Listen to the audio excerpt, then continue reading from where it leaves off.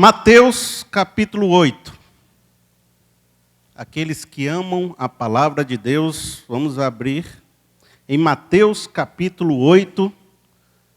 A versão que eu utilizo é a Nova Versão Internacional. Então, se você tem essa Bíblia em casa que tem essa versão, você traz ela.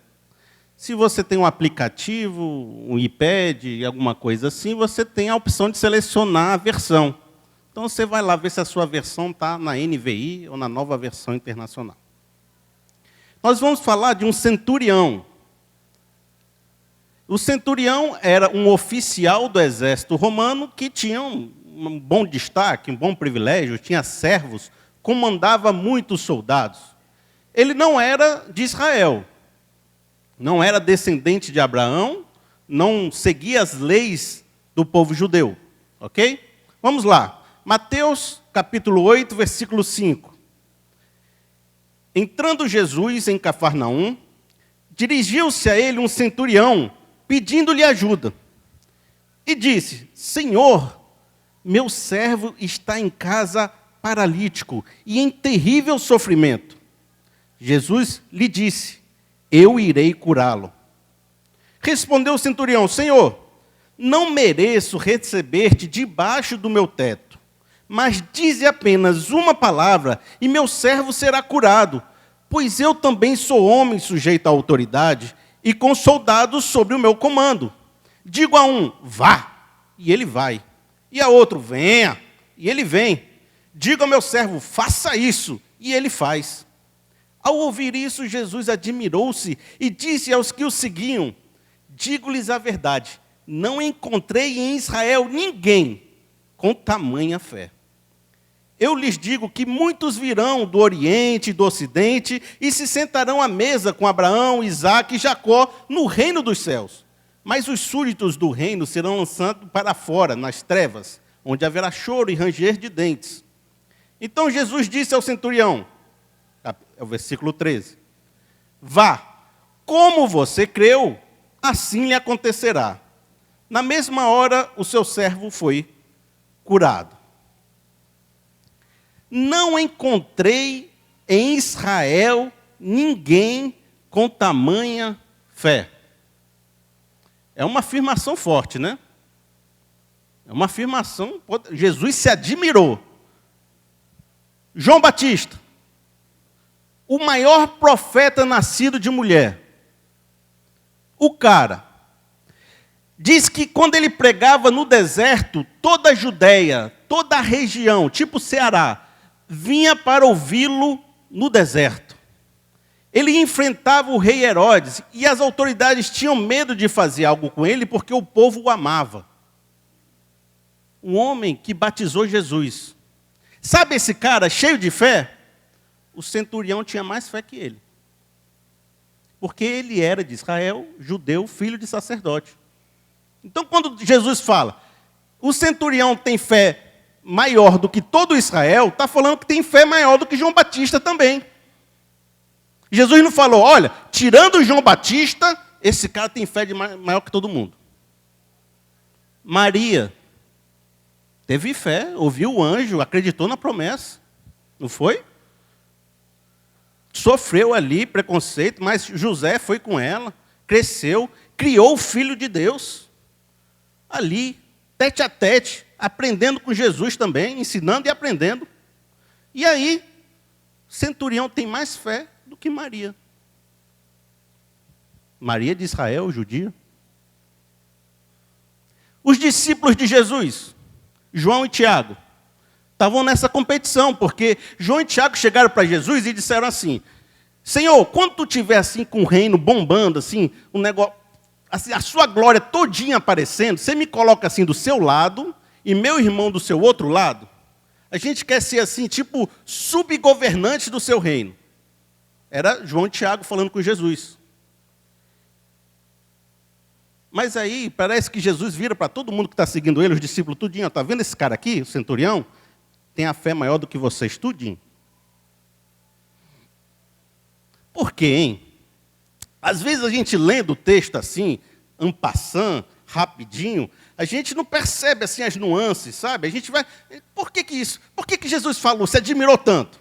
Então eu vou pegar assim, a nível de comparação, eu vou comparar esse texto com um outro momento, porque fica mais claro.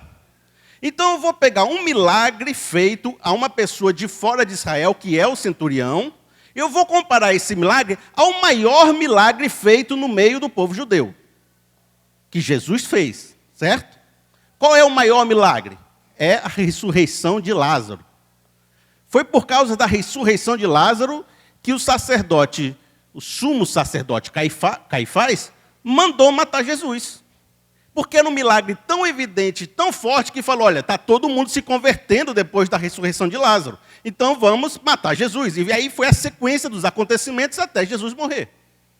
Certo? Então eu vou comparar o maior milagre feito entre os judeus com o centurião que tinha a maior fé, maior do que todo Israel. E a gente vai ver por que Jesus se admirou tanto.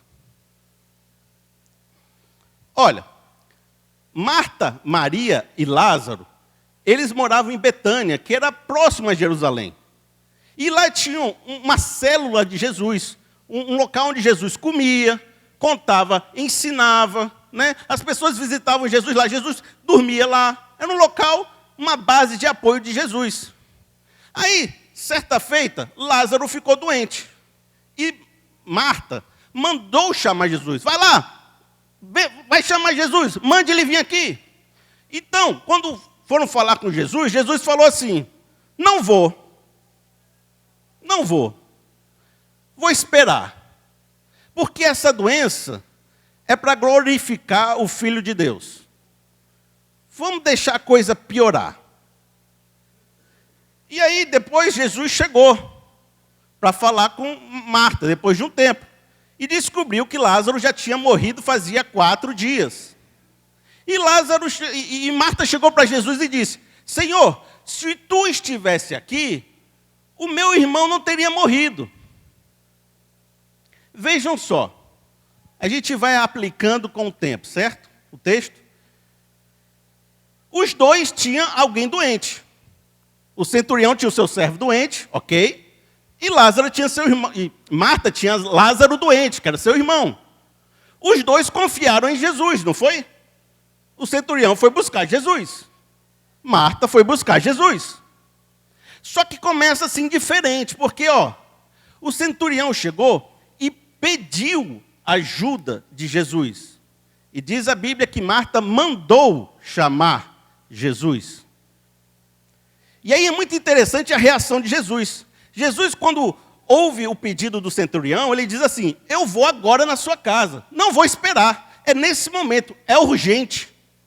Mas com Marta ele diz assim, não vou esperar. E aí é muito importante, olha só a reação. Quando Jesus chega para falar com Marta, ela diz assim, olha Jesus, e aqui eu vou parafrasear, tá certo?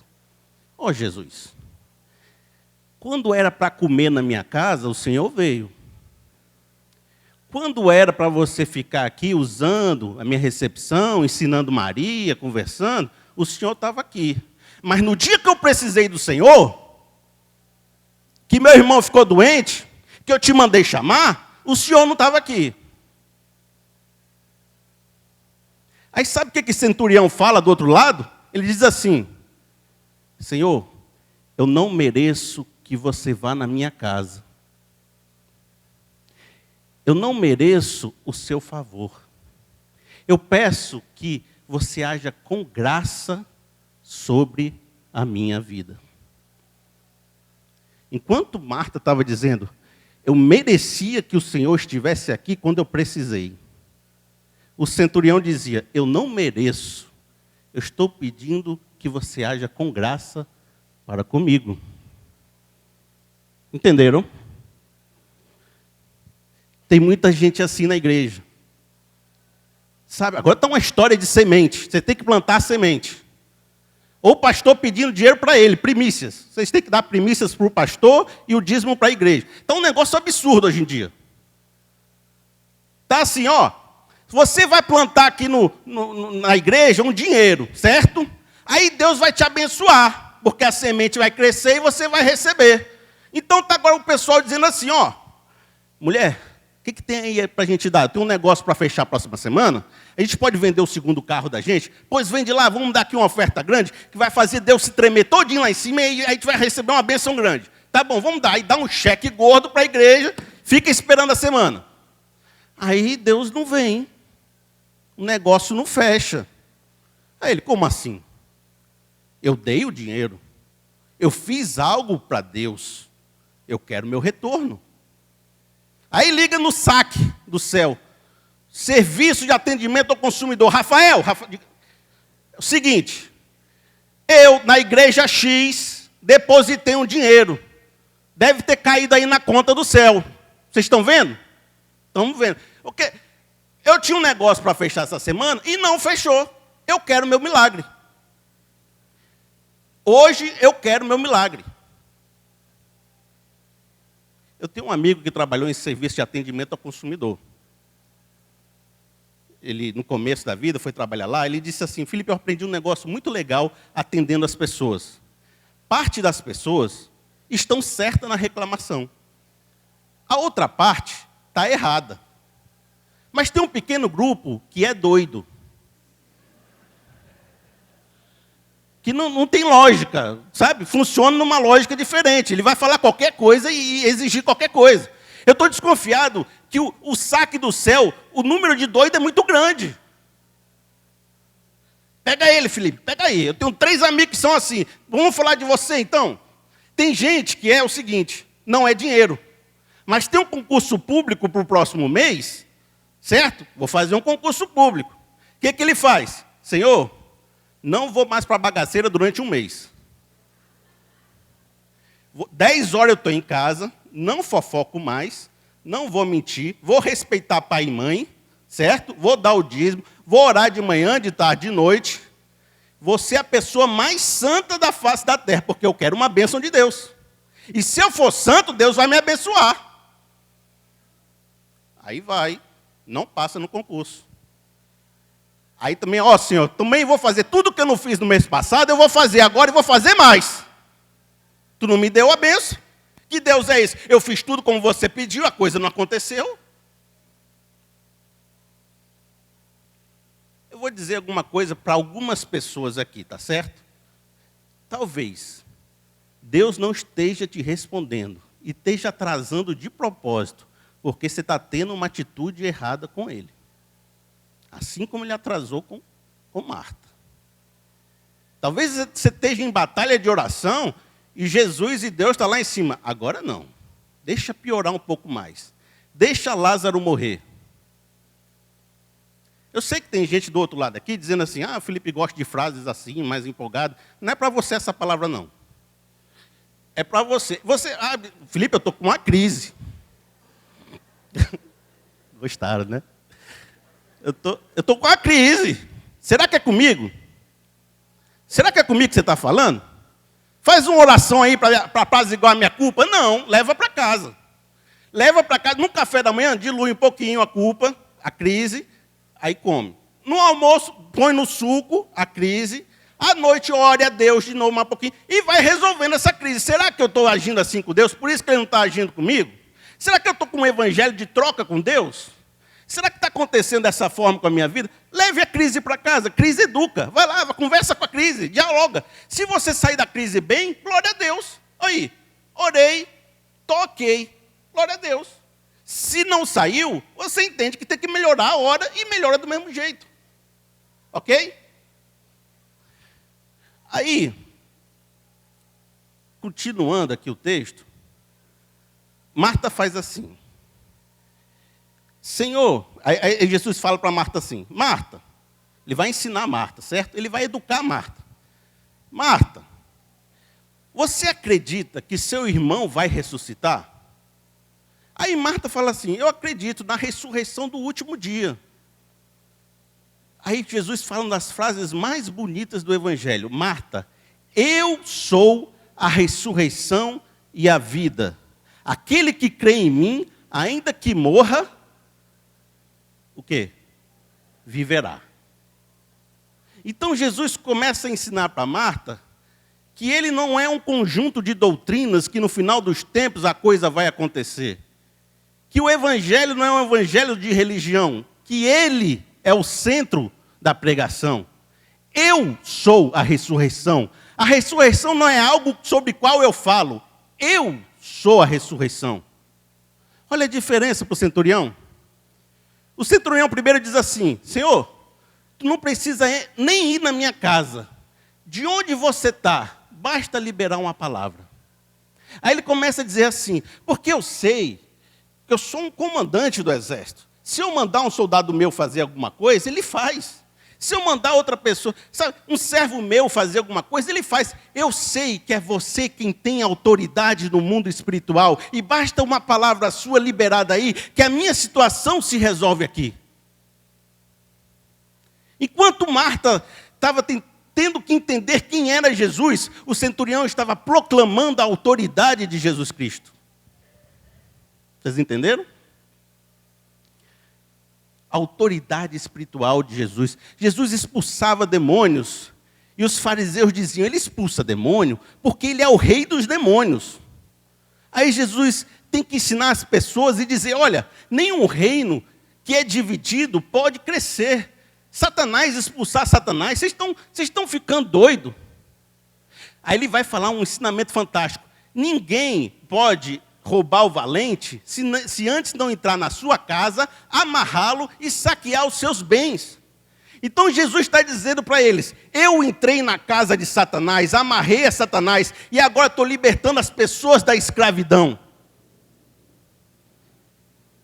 Jesus era Senhor sobre os anjos o serviam.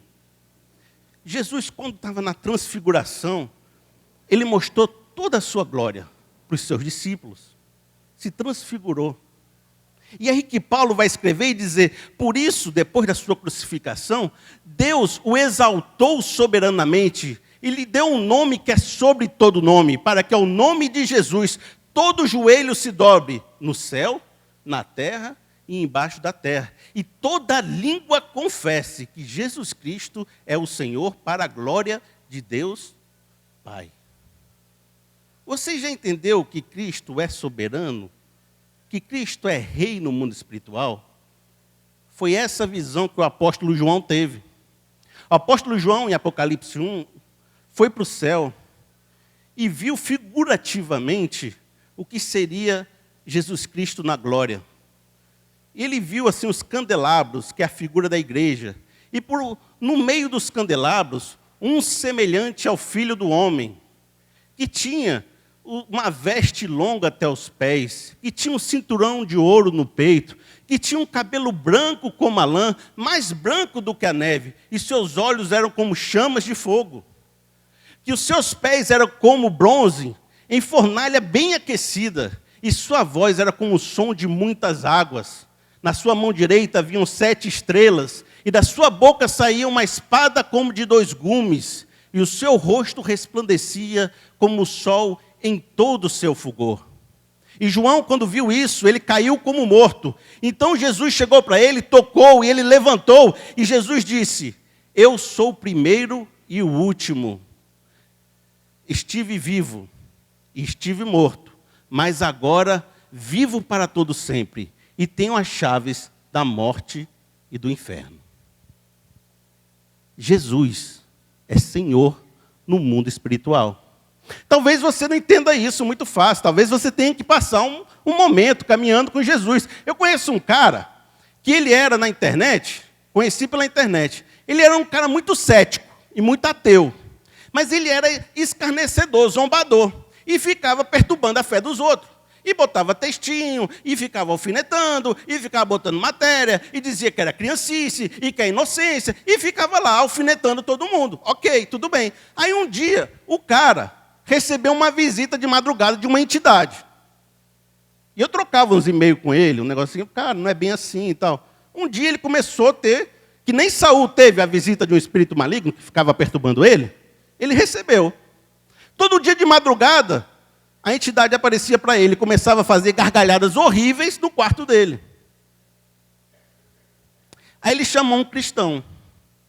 E o cara começou a orar no quarto dele. E orar, nessa hora o cara acredita.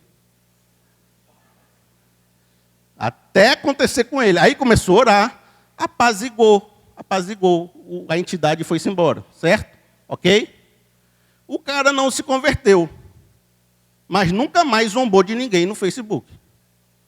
Eu nunca mais vi ele falando uma piadinha, uma zombaria.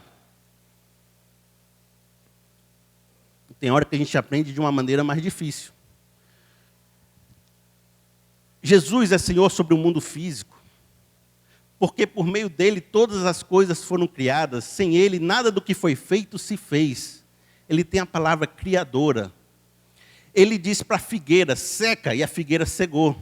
Ele andou sobre as águas. Ele disse assim, acalmou as tempestades, acalmou as marés. E os seus discípulos disseram, quem é esse que até o vento e o mar lhe obedecem? Não foi? Jesus multiplicou o pão, transformou água em vinho. Tu vê que o mundo material obedecia a Jesus. Eu não tinha muito essa compreensão, não. Eu achava que Jesus era uma coisa, não é assim tão assim, mas eu achava assim, que era mais coisa espiritual, mais a questão assim, curar com Jesus. Coisa material, é a gente que tem que fazer, entendeu? Uma coisa mais assim. Um dia, eu estava fazendo um comercial para um grande shopping de Fortaleza, Dia das Mães. A segunda época mais rentável do mercado, certo? Estava lá 2 semanas de trabalho. Comercialzinho, Dia das Mães, efeitozinho, tudo fazendo, aprovando, tal. VT vai rodar amanhã. VT é comercial. O comercial vai rodar amanhã na televisão. 2 semanas de trabalho. HD quebrou. Na minha casa. O HD. Sabe o que é HD? É o local onde está guardado as coisas no computador. Que tem gente que não entende. Aí aquilo quebrando, você perdeu. Trabalho de 2 semanas. Aí eu cheguei para a Cíntia e tal, quebrou tal. E ela, e agora, meu amor, você não pode virar à noite? São 2 semanas sem virar à noite, não é nada. E tal, e desesperado. Aí eu peguei outro computador, fui na internet, põe o HD na geladeira, botei no congelador, fiquei lá 2 horas, voltei. Fiz tudo, pessoal. Esperava um tempo, ligava de novo, esperava um tempo, ligava de novo, esperava um tempo, ligava de novo. Não, o bicho morreu. No desespero, eu fiz o seguinte, eu vou orar. Aí eu coloquei a mão em cima do HD assim.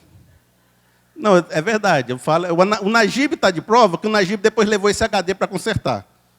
E não consertou. E eu botei a mão assim, Senhor, não, depois, é porque o HD estava morto mesmo, o HD morreu. Senhor, tal, o seu servo, tal, não sei o quê, tal, e profetizei lá em cima do negócio, vamos embora. Os labalaché lá em cima do negócio. Aí quando eu levei e botei no HD, no computador, o bicho funcionou. Aí eu copiei a pasta do Dia das Mães, né? Copiei. Na hora que terminou o último 100%, o HD morreu de novo. Rapaz, para mim foi uma revelação tão grande que eu nunca acreditei que Jesus mexesse com coisa tecnológica. Não, mas é sério.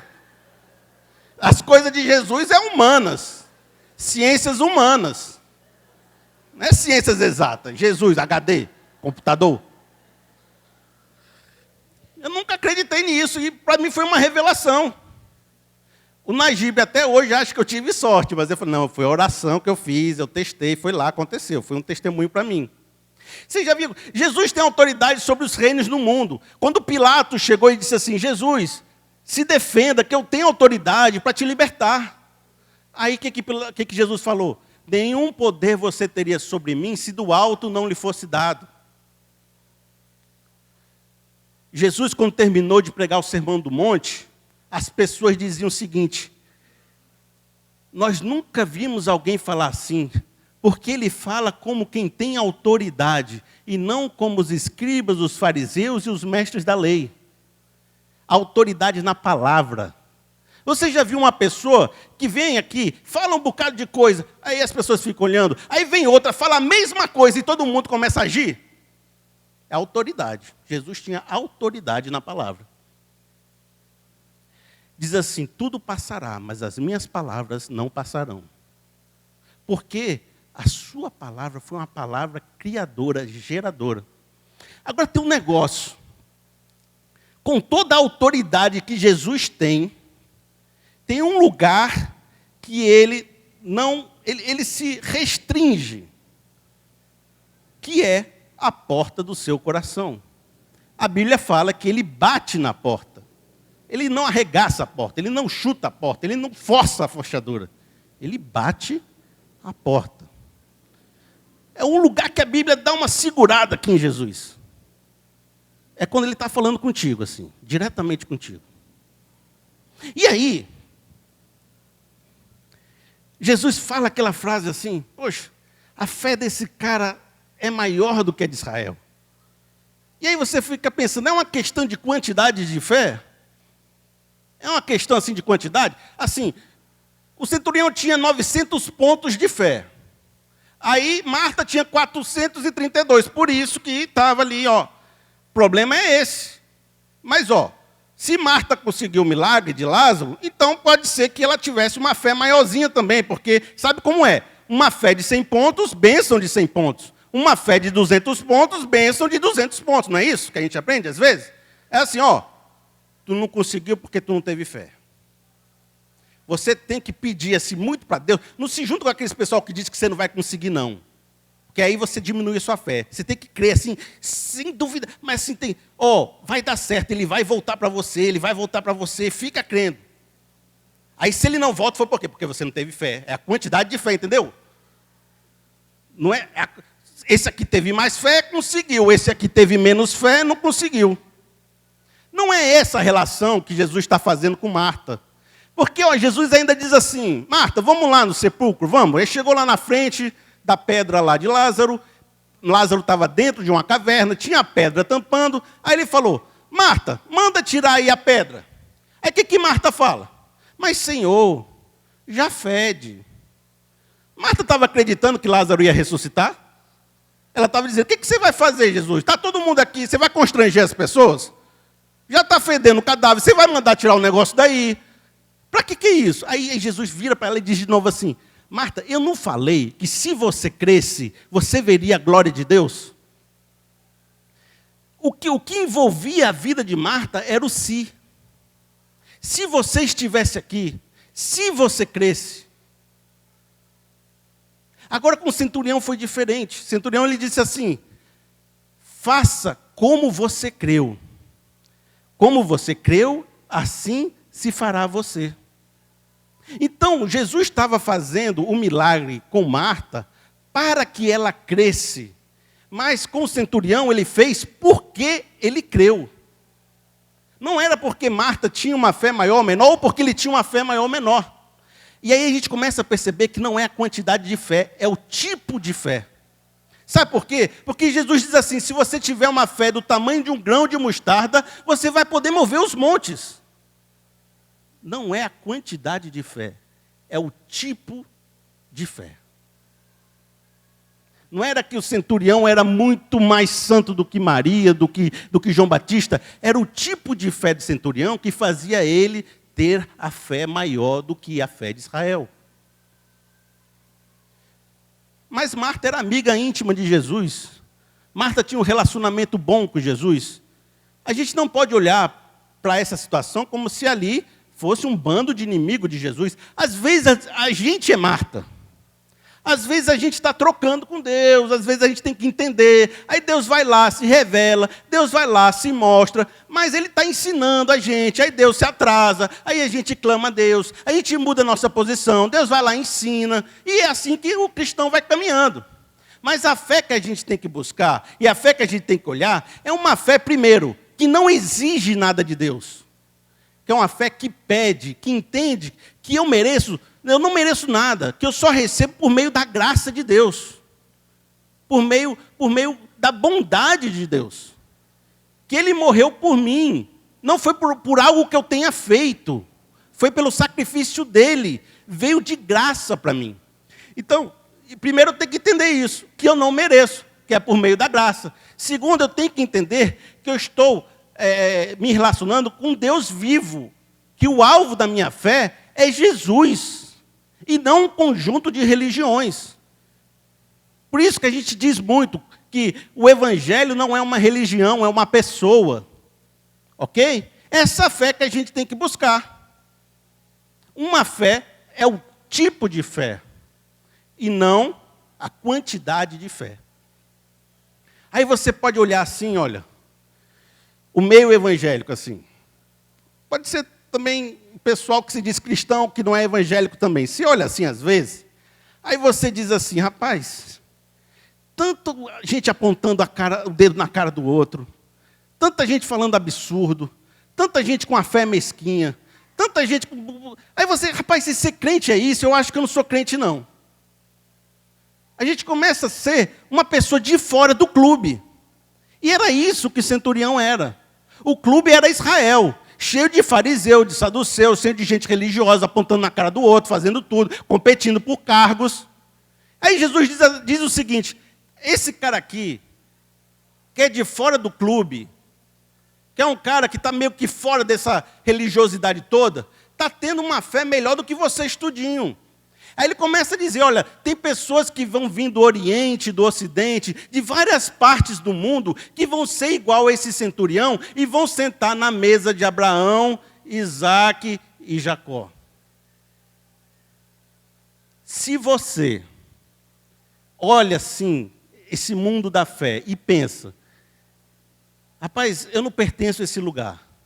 E ao mesmo tempo você olha a fé do centurião e você diz, a minha fé parece com a desse cara. Então você é gente que nem a gente. A gente aqui prega isso. A gente prega a graça de Deus. A gente prega a centralidade de Cristo. E a gente prega não a religiosidade.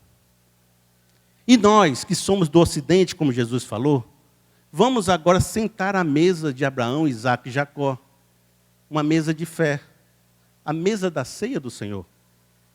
E ele diz, Jesus Cristo, quando sentou-se à mesa, e disse, esse pão que eu reparto é o meu corpo que eu dou entre vós. E esse vinho que eu distribuo é o meu sangue que eu dou entre vós. Fazei isso todas as vezes em memória de mim. Então a ceia, a mesa de Isaque, Abraão e Jacó, que é uma mesa da fé, Abraão foi salvo pela fé, é uma mesa que fala do sacrifício de Cristo por nós. Por isso, eu escolhi uma música agora, da Aline Barros, que é uma música que ela fala da minha pregação no primeiro tópico, e depois ela fala da ceia do Senhor. Olha só como é a letra, se você puder botar a letra ali em cima, olha só como é a letra. Bem mais que as forças, Jesus tem autoridade sobre as forças espirituais. Poder e reis. Jesus tem poder sobre os reinos do mundo, Pilatos. Que a natureza e tudo o que se fez. Jesus tinha poder sobre o mundo físico. Bem mais que tudo criado por suas mãos. Deus, tu é o início, o meio e o fim. Eu sou o princípio e o fim. Bem mais que os mares, bem mais que o sol, e as maravilhas que o mundo conheceu, e as riquezas, tesouro dessa terra, incomparável és para mim. Então ela começa a falar da ceia do Senhor. Por amor, sua vida entregou. Meu Senhor, humilhado foi, como uma flor machucada no jardim, morreu por mim, pensou em mim, me amou. Aqueles que entendem que Cristo é soberano sobre todas as coisas, que Cristo é Senhor sobre os mares, sobre o mundo físico, sobre a palavra, sobre a criação, sobre os reinos desse mundo, sobre as hostes espirituais. Se você entendeu isso, e se você entendeu que o sacrifício de Cristo foi por você, e se você nunca entrou numa igreja evangélica, se você nunca se batizou, se você não tem o seu nome no hall de membros de nenhum lugar, mas você quer participar da ceia do Senhor, e se você entendeu isso, nós vamos cantar essa música, e depois nós vamos ceiar, e você é convidado para ceiar nessa mesa, uma mesa de fé. Amém.